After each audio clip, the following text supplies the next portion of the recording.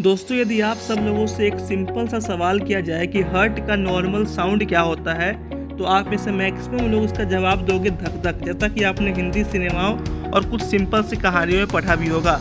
लेकिन दोस्तों, आपका ये सोचना बिल्कुल गलत है, क्योंकि हार्ट का असल साउंड धक धक नहीं बल्कि लव डव होता है।